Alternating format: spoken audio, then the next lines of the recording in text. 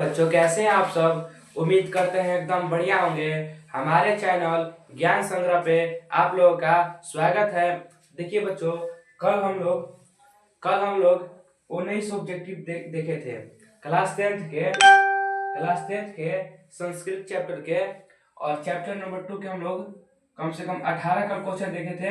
और network problem होने से कल रुक गया था क्लास, ठीक है। लेकिन हम लोग आज 19 से 50 तक को ऑब्जेक्टिव क्वेश्चन को देखने वाले हैं। यानी आप इस क्लास ले, आप जब ये क्लास करेंगे तो आपका चैप्टर नंबर 2 का जितना भी ऑब्जेक्टिव बनेगा आप लोगों का क्लियर हो जाएगा। तो आप लोग उम्मीद से एक एक बिना स्किप किए हुए इस क्लास को देखिएगा। अगर आपको क्लास पसंद लगेगी तो एक बार क्लास को लाइक कर दीजिएगा। क्या कर दीजिएगा? लाइक कर दीजिएगा और एक प्यारा सा कमेंट कर दीजिएगा। आज हम लोग VBA ऑब्जेक्टिव को लेकर आए हैं। कल हम लोग 18 ऑब्जेक्टिव देखे थे, लेकिन आज 19 से 50 ऑब्जेक्टिव को आज हम लोग क्लियर कर देंगे। चलिए वीडियो को स्टार्ट करते हैं बिना कोई देर किए हुए। देखिए बच्चा, हम लोग का क्वेश्चन नंबर 19 है कि कूटनिमित काव्य के रचनाकार कौन है। हमें बताना है कि कूटनिमित काव्य के रचनाकार जो है वो कौन है। तो हम लोग को पता है कि समुद्रगुप्त नहीं, चंद्रगुप्त नहीं, मेगास्थनीज नहीं, दामोदर गुप्त है। क्या है भैया? दामोदर गुप्त। ऑप्शन नंबर बी हम लोग का करेक्ट आंसर हो जाएगा। देखिए कितना VBA ऑब्जेक्टिव है, इंपॉर्टेंट है। देखिए 2018 में आया है, 11 में आया है, 22 में आया है, 24 में आया है, और अब की बार 26 में भी छपने का ही चांस है। ठीक है, आइए देखते हैं नेक्स्ट क्वेश्चन। देखिए बच्चा, क्वेश्चन नंबर 20 क्या है? 20 को है कस्य महापुरुषस्य जन्म स्थान पाटलिपुत्र अस्ति। हमें बताना है कि किस महापुरुष का जन्म स्थान पाटलिपुत्र यानी पटना है। तो देखिए, गुरु नानकस्य महावीरस्य राजमोहन रायस्य गुरु गोविंद सिंहस्य। तो हम लोग को बताना है कि किस महापुरुष का जन्म स्थान पाटलिपुत्र है। तो पता है गुरु गोविंद सिंह जो कि 10 सिख के 10वें गुरु थे। ऑप्शन नंबर डी हम लोग का करेक्ट आंसर हो जाता। यह सिख के 10वें गुरु थे। क्या बच्चों? यह सिख धर्म के 10वें गुरु हैं। कौन? गुरु गोविंद सिंह। आइए देखिए बच्चों, क्वेश्चन नंबर 21 क्या है हम लोग का।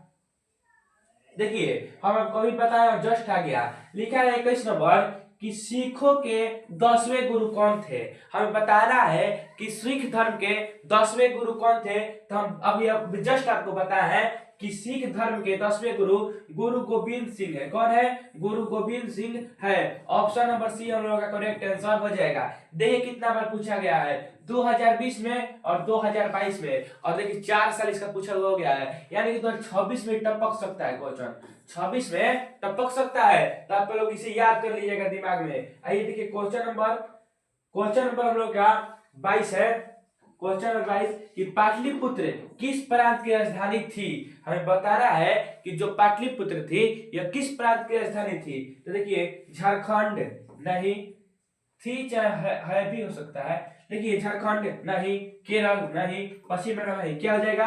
हमारा बिहार, हमारा और अपना बिहार, यानी option number A correct answer हो जाएगा। क्लास कैसी लग रही है आप लोगों को एक बार कमेंट कर दीजिएगा। और हाँ, अगर आप कल का 18 ऑब्जेक्टिव नहीं देखे हैं तो इस 18 ऑब्जेक्टिव का जो क्लास था डिस्क्रिप्शन में हम लोग दे दिए हैं, क्लास को आप लोग देख लीजिएगा। ठीक है, आइए क्वेश्चन नंबर 23 देखते हैं हम लोग। देखिए बच्चा, क्वेश्चन नंबर 23 क्या है कि दामोदर गुप्त ने किस काव्य की रचना की है। दामोदर गुप्त ने किस काव्य की रचना की है। तो हम लोग को बताना है कि दामोदर गुप्त ने कूटनिमित की रचना की है। किसी की है? कूटनिमित की है। 23 नंबर का ऑप्शन नंबर डी हम लोग का करेक्ट आंसर हो जाएगा। ठीक है, आइए नेक्स्ट क्वेश्चन देखते हैं, क्वेश्चन नंबर 24।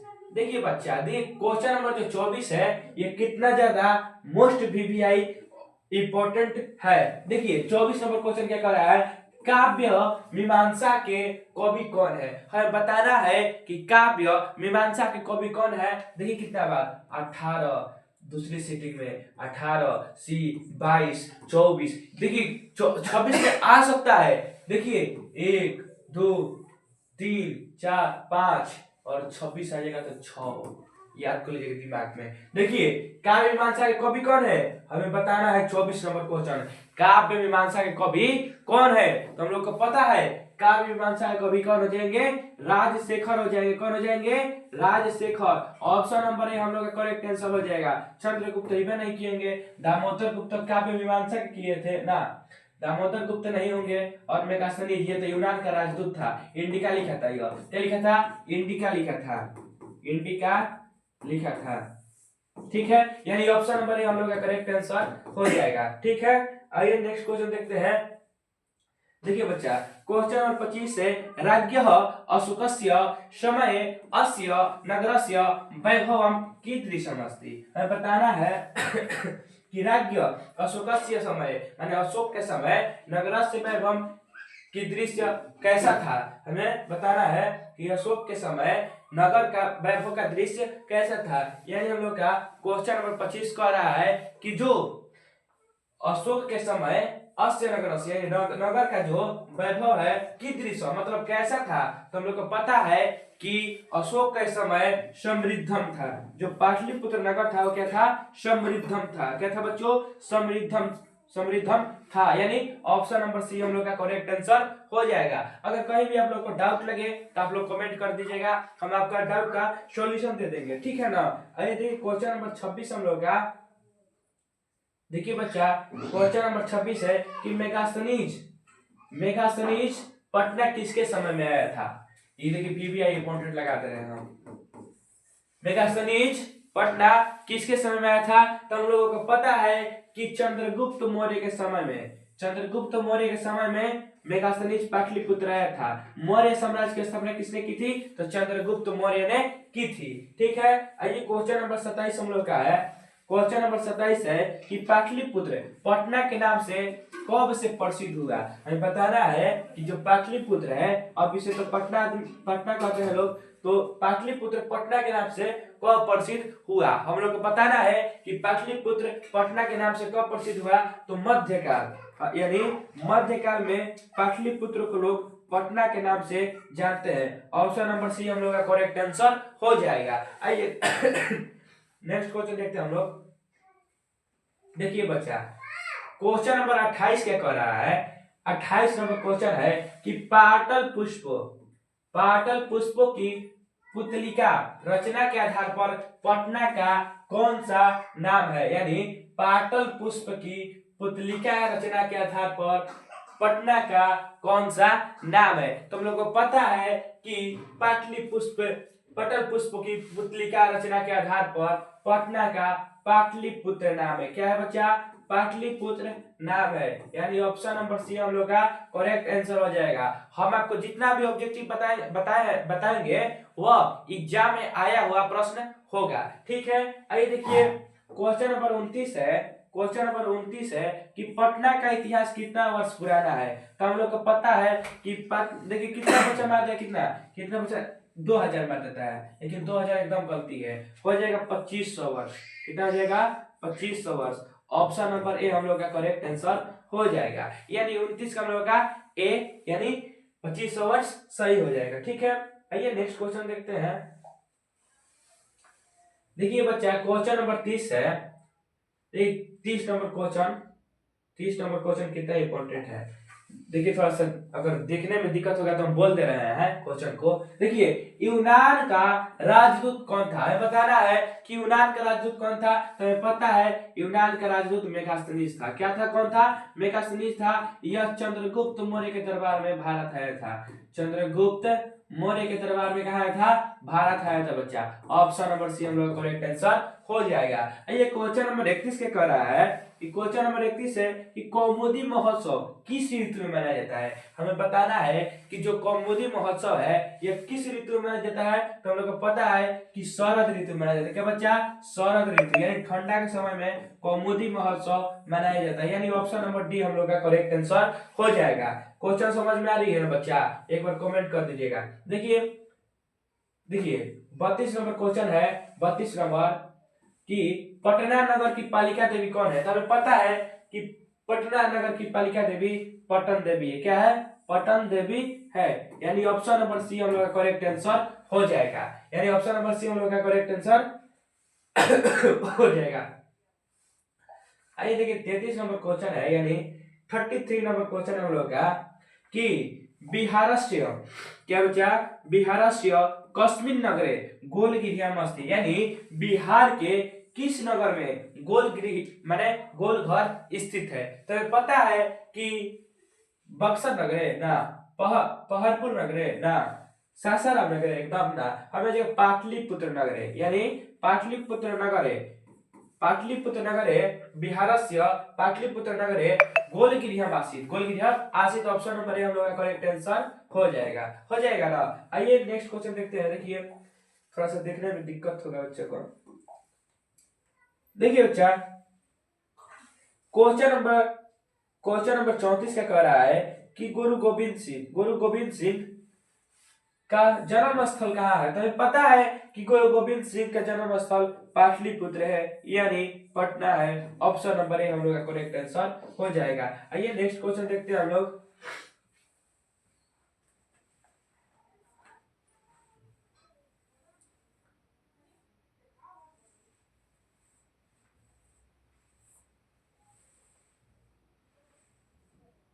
देखिए क्वेश्चन नंबर 35 है, क्वेश्चन नंबर 35 है परिभूत पुरंदर स्थानम की संज्ञा किसने दी गई है। यानी परिभूत पुरंदर स्थानम की संज्ञा किसे दी गई है। हमें बताना है कि परिभूत पुरंदर स्थान की संज्ञा किसको दी गई है। तो हम लोग को पता है कि बुद्ध को ना, गुप्त वंश को एकदम ना, मुद्रा राक्षस। देखिए मुद्रा राक्षस एक पुस्तक है जिसे विशाखा दत्त ने लिखा है, विशाखा दत्त ने लिखा है। देखिए पाटलिपुत्र नगर को परिभूत पुरंदर स्थानम कहा गया है। ठीक है, यानी ऑप्शन नंबर ए हम लोग का करेक्ट आंसर हो जाएगा। देखिए बच्चा 36 नंबर क्वेश्चन है कि सरस्वती का कुलगिरी कौन सा महानगर था। जो हम लोग का माँ सरस्वती है, विद्या की देवी है, उनका कुलगिरी महानगर कौन था, यानी वो कहाँ पर रहती थी। तो हम लोग को पता है कि अपना बिहार का राजधानी पटना में सरस्वती का कुलगिरी था, पटना में सरस्वती का कुलगिरी था। ऑप्शन नंबर सी हम लोग का करेक्ट आंसर हो जाएगा। आइए 37 नंबर क्वेश्चन देखते हैं। देखिए बच्चा 37 नंबर क्वेश्चन है कि कौमुदी महोत्सव अतीव प्रचलित है। देखिए डॉट में हम लोग को खाली स्थान में क्या भरना है कि कौमुदी महोत्सव कब प्रचलित था, यानी किसके शासनकाल में कौमुदी महोत्सव प्रचलित था। तो हम लोग को पता है कि मौर्य शासन काले एकदम ना, आंध्र शासन काले एकदम ना, अशोक शासन काले ना, गुप्त शासन काले, यानी जब गुप्त साम्राज्य का शासन चल रहा था तो कौमुदी महोत्सव प्रचलित था। यानी ऑप्शन नंबर सी हम लोग का करेक्ट आंसर हो जाएगा। आइए देखिए 38 नंबर क्वेश्चन है बच्चा हम लोग का। देखिए बच्चा क्वेश्चन नंबर 38 है कि पाटलिपुत्र, क्या बच्चा पाटलिपुत्र वैभव पाठ में किस शहर का वर्णन है। तो हमें पता है कि पाटलिपुत्र, पहले ही यहाँ पे क्वेश्चन में ही आंसर है, पाटलिपुत्र वैभव पाठ में पटना के बारे में बताया गया है। ऑप्शन नंबर सी हम लोग का करेक्ट आंसर हो जाएगा। ठीक है ना। आइए देखिए 39 नंबर क्वेश्चन क्या कह रहा है। 39 नंबर क्वेश्चन है काल चक्र के कारण कितने वर्ष तक मध्यकाल में पटना की स्थिति जर्जर रही। यानी बताना है कि काल चक्र के कारण कितने वर्ष तक मध्यकाल में पटना की स्थिति जर्जर रही। तो हम लोग का आंसर क्या हो जाएगा बच्चा, आंसर क्या हो जाएगा बच्चा, आप लोग कमेंट करिएगा इसका आंसर आप लोग कमेंट कर दीजिएगा, इसका आंसर आप लोग कमेंट कर दीजिएगा। हमें नहीं आता है, हम पूर्वक पढ़ाने नहीं आता। देखिए 40 नंबर क्वेश्चन क्या है बच्चा, मैं पढ़ाने आता है लेकिन इसका आंसर हम नहीं जानते हैं, इसका आंसर हमें पता नहीं है, इसका आंसर हमें पता नहीं है, आप लोग कमेंट कर दीजिएगा। देखिए बच्चा फिर 40 नंबर क्वेश्चन क्या है कि पाटलिपुत्र में विशेष रूप से क्षेत्र रहा है यानी पाटलिपुत्र में विशेष रूप से क्षेत्र कहाँ रहा है। तो हम लोग को पता है धर्म का, राजनीति का, उद्योग का, यानी पटना में धर्म का भी क्षेत्र है, राजनीति का भी क्षेत्र है, उद्योग का भी क्षेत्र है, यानी ऑप्शन नंबर डी हम लोग का करेक्ट आंसर हो जाएगा। क्लास कैसी लग रही है एक बार कमेंट कर दीजिएगा आप लोग। पीडीएफ नहीं तैयार होता तो फोटो से आप लोग पढ़ा दे रहे हैं, ठीक है, कल हम पीडीएफ ला देंगे। देखिए लिखा है फाहियान चीन से भारत किसके शासनकाल में आया था। तो हम लोग को बता रहा है कि जो फाहियान है यह चीन से किसके शासनकाल में आया था, तो गुप्तों के काल में फाहियान आया था। किसके बच्चों, गुप्त शासनकाल के समय में फाहियान जो चीन के एक यात्री था वो गुप्तों के काल में भारत आया था।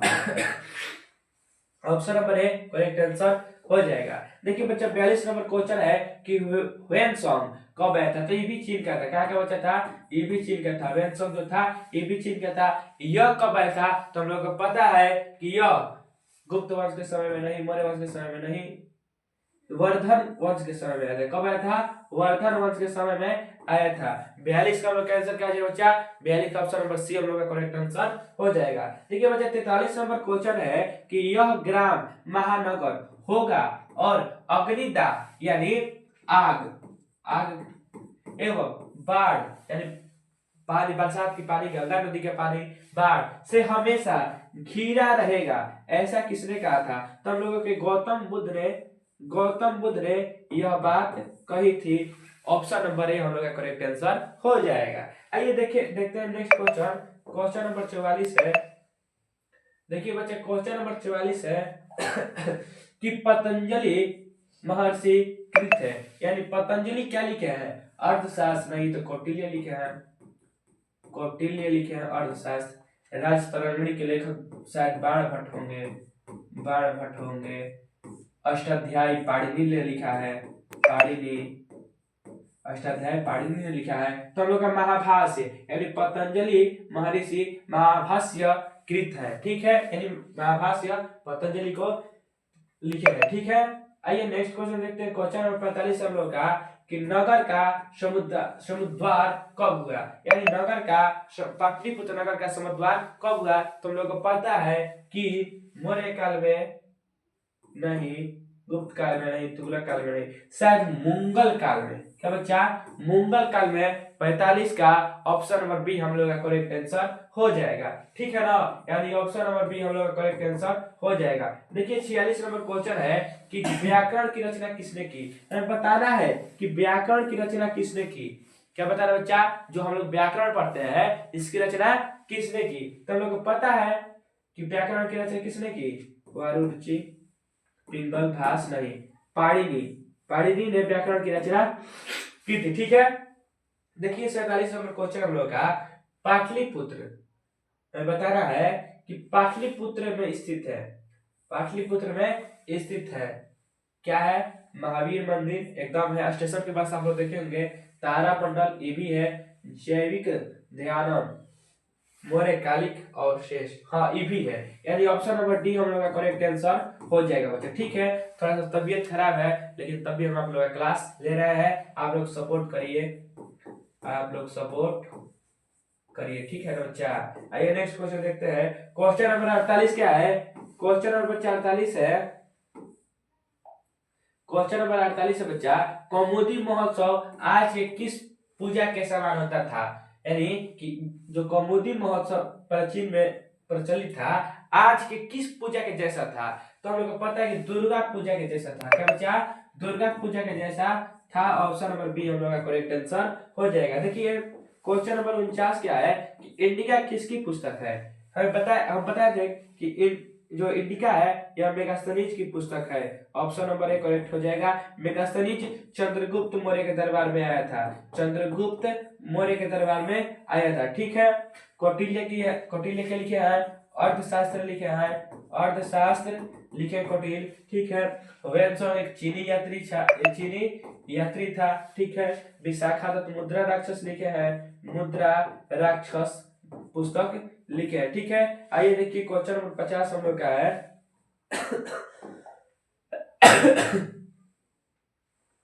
देखिए क्वेश्चन नंबर 50 है कि मुद्रा राक्षस ग्रंथ में किस शहर का प्राचीनता का संकेत है, यानी मुद्रा राक्षस में किस शहर की प्राचीनता का संकेत है, तो हमें पता है कि मुद्रा राक्षस में हमें अपना पाटलिपुत्र के बारे में पढ़ रहे हैं, तो इसका ही संकेत होगा, यानी ऑप्शन नंबर सी हम लोग करेक्ट आंसर हो जाएगा। तो हम आज हम लोग 19 से क्वेश्चन नंबर 19 से क्वेश्चन नंबर 50 तक ऑब्जेक्टिव सॉल्व कर लिए। ऑब्जेक्टिव देख लिए। देखिए बच्चा, अगर आप जो 18 पहले क्लास कराए थे, कल क्लास कराए थे, लेकिन थोड़ा सा नेटवर्क प्रॉब्लम हो गया था तो क्लास रुक गया था, तो उसका लिंक हम डिस्क्रिप्शन में दे देंगे आप लोगों को, ठीक है ना। आप लोग वहां से देख लीजिएगा, वो भी 18 और ये भी 19 से 50, ठीक है। अगर आप इतना क्लास कर लेंगे तो आपका चैप्टर नंबर 2 का जितना भी ऑब्जेक्टिव है जो बार बार एग्जाम में पूछा जाता है, वो आप लोग का सॉल्व हो गया। आप लोग इसे याद कर लीजिएगा, ठीक है। तो कमेंट करिए क्लास कैसी लगी, और क्लास अच्छी लगी होगी तो एक लाइक कर दीजिएगा। तब तक के लिए जय हिंद, जय भारत।